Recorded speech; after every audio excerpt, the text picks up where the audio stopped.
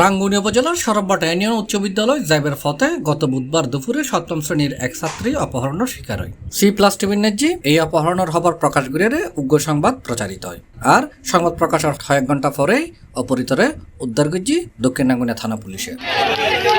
নভেম্বরের 15 তারিখ শুক্রবার দুপুরে চট্টগ্রাম নগরীতুন তার উদ্ধার করছে পুলিশে। বিষয় নিশ্চিত করছে দক্ষিণ রাঙ্গুনিয়া থানার ASI মোহাম্মদ নুরুদ্দিন। থানা সূত্রে জানাই মোবাইল ট্র্যাকিং করে মূল অভিযুক্ত রকির সহযোগী 4 জনরে গ্রেফতার করে পুলিশে। তারা স্বীকারোক্তি অনুযায়ী চট্টগ্রাম শহরতুন অপহৃত মাইফাওয়ার উদ্ধার করা হয়। এই ঘটনায় মাইফাওয়ার পরিবারের পক্ষতুন অপহরণ মামলা দিয়া হইল। পুলিশে হয়ে মূল অভিযুক্ত ধরিবেলায় এখনো অভিযান চালার তারা।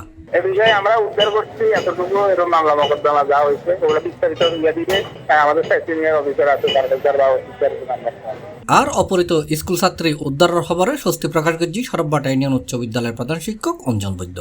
আইন শৃঙ্খলার বাহিনীর যারা কর্মকর্তা বিন্দু আছে আর উপজেলা প্রশাসন এবং এইটা যারা যে পুলিশ প্রশাসন যে সেনাবাহিনী প্রশাসন যারা আছে দেখুন যে সহযোগিতা করছে তার সহপাঠী এবং স্কুল ছাত্রছাত্রী সিনিয়র যারা ছাত্রছাত্রী আছে তারা এবং ওই এলাকাবাসী বেগুনের উপরে সহযোগিতা আছে ভূমিকা রেখে এনলে বলে আইন কর্তৃপক্ষ এবং প্রশাসনের উপর আইন আন্তরিকভাবে ধন্যবাদ এবং কৃতজ্ঞতা প্রকাশ করি। আর আগামীতে যাতে এই ধরনের যে যারা উচ্ছৃঙ্খল বা দুষ্কৃতিকারী যারা এই ধরনের তাদের তারা শাস্তি কামনা করি আর কি। উল্লেখ্য গত বুধবার দুপুরে স্কুলের মধ্যাহ্ন বিরতি বাড়ির যাইতো আসিল ওই অপহৃত ছাত্রী। এই সময় তারে রকি নামর একজন সহ কয়েকজন বকাটে এই ছাত্রীর প্রকাশ্যে সিএনজি তুলে অপহরণ করে লয়ে যায়। আর এই ঘটনা জানা জানি হলে স্কুলের শিক্ষার্থী এবং স্থানীয় মানুষজন হলে আগায় আইলেও তারা উদ্ধার করে না পারে।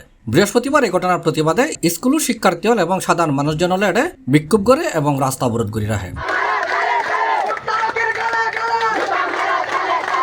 স্কুল ছাত্রী উদ্ধারের খবরে আন্দোলনকারী হলে তারা আন্দোলন প্রত্যাহার করছে বলে জানা গিয়ে।